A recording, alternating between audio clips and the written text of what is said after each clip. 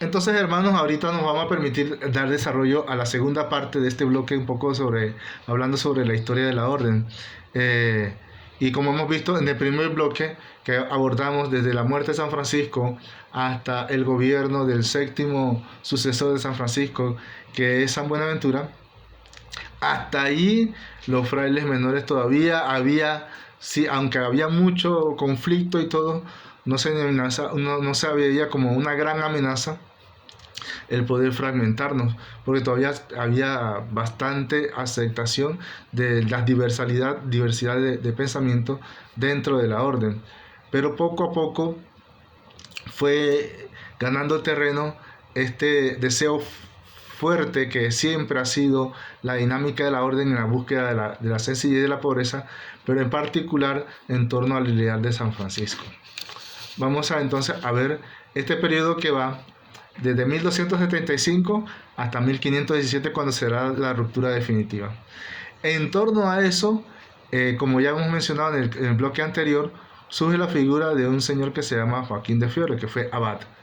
Y esto genera para nosotros una visión de cómo en aquel momento los frailes también, en ese ideal de pobreza, se vieron influidos por otras corrientes que dominaban del mundo y la fueron asumiendo, pero ya fueron internalizándola como una parte más de la espiritualidad de la orden, en la cual nos permitimos pues descubrir que realmente es importante poder estudiar de profundidad y conocer mejor cuáles son las fuentes de esto, ¿verdad? Porque esto causó para la orden franciscana también un reto de cómo poder llevar adelante este ideal franciscano sin que se cayeran en los extremos, ¿verdad? A esto se le llama las querellas de los espirituales y va de 1274 a 1318. Como ya hemos dicho, influyó en aquella época el milenarismo. ¿Qué se quería decir con el milenarismo? La concepción escatológica que se tenía en ese momento del fin del mundo.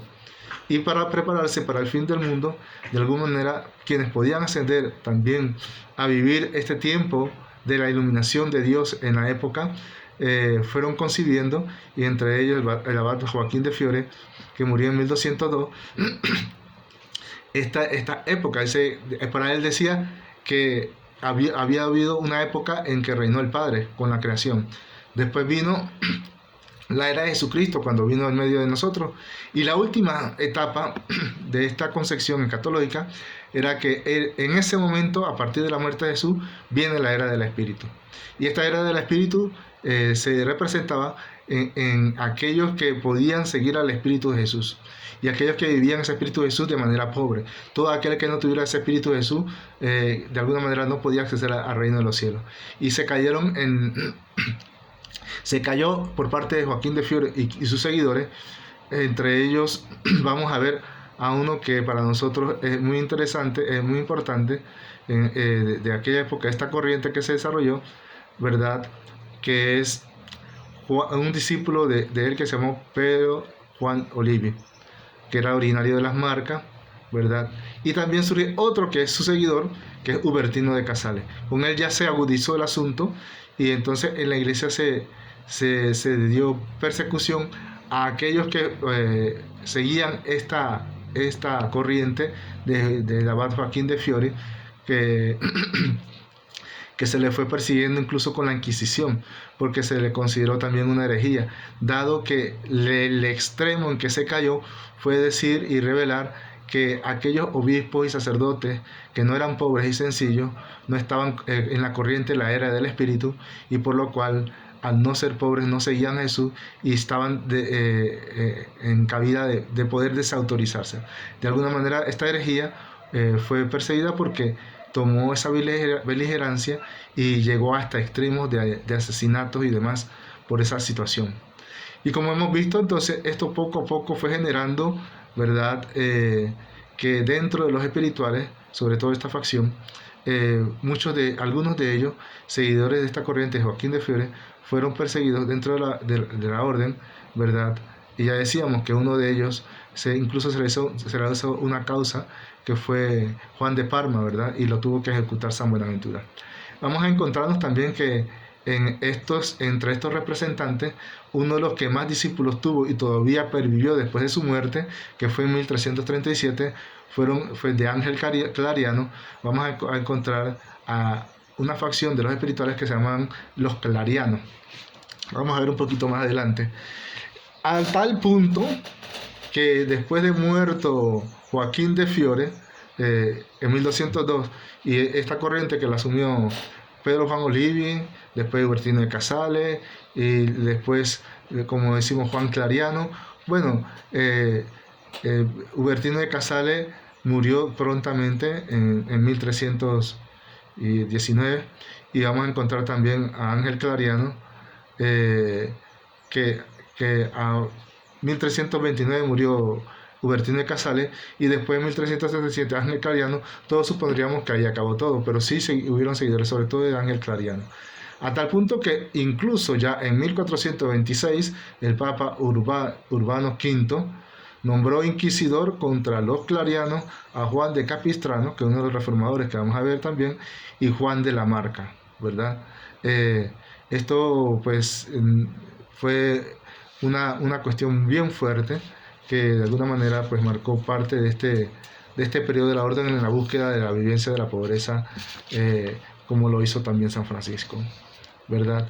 Vamos a encontrarnos entonces ahorita en este proceso que vamos descubriendo, ¿verdad? Y siempre el ideal de la pobreza fue el hilo conductor de la vivencia de estas facciones, tanto los de la comunidad como los espirituales.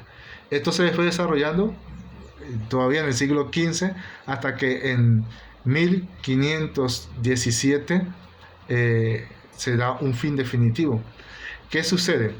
Bueno, ¿qué se considera para los frailes que siguen el ideal de San Francisco? Ya hablábamos que una de las cosas fundamentales que se denota acá es la comunidad, los que viven en los conventos, los que dan todas las facilidades para los estudios, que no están vinculados tanto al trabajo manual, y la otra facción que son los espirituales y que se le llamó los observantes.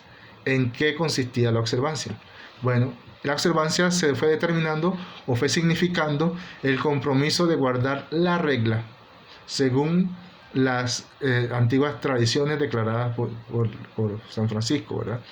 Pero junto con la regla también, de alguna manera, una de las cosas que fue como el hilo conductor también fue lo de la vivencia de, como segunda regla, por decirlo de alguna manera, o como segunda fuente inspirativa para ser radical en ese deseo de Francisco, fue su testamento. Recuerden que cuando San Francisco hace el testamento, él ya no tenía cargo de animación ni jurídico dentro de la orden. Así que lo que él dictamina allí se asume de manera espiritual, no de manera oficial y legal. Y esta pugna fue la que realmente confrontó continuamente a los hermanos de la comunidad con los hermanos espirituales.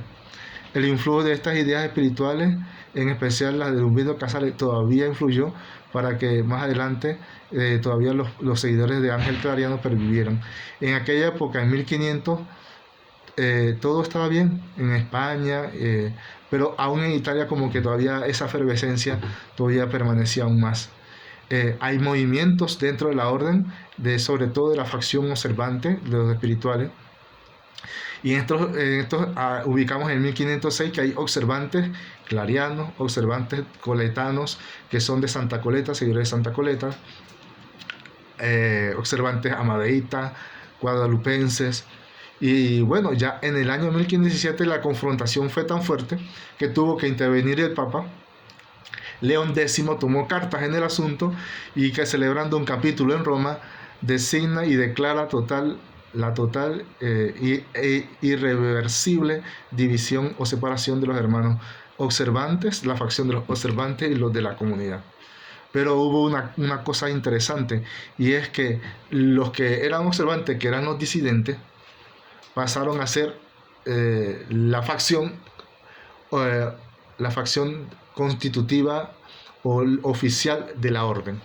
Lo eran los hermanos de la comunidad, pero se voltea la tortilla, y entonces en ese momento lo que hace con la bula Ite Vos el Papa es no solo separarnos, sino que le da el sello de la orden a los espirituales, a los observantes. el sello lo tenían los hermanos de la comunidad. De manera tal que entonces son separados los hermanos, y posteriormente recordemos que vamos a tocar un poquito el elemento de el Concilio de Trento, que le hace frente a la Reforma. Bueno, en ese espíritu que bulle ya previo a esto, surge una facción más radical de parte de los observantes, buscando ese espacio para vivir más radicalmente la pobreza.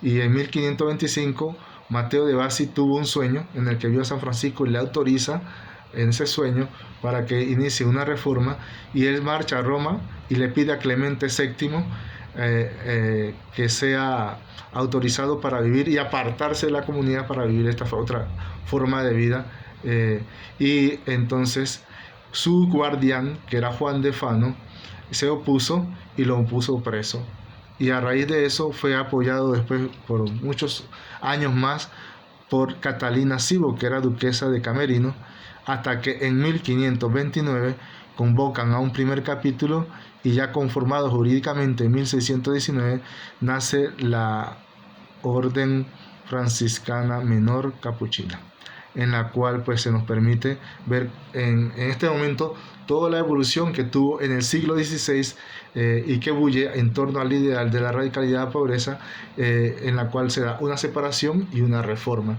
en la cual participamos actualmente el origen de lo que hoy conocemos como las tres ramas principales de la orden franciscana.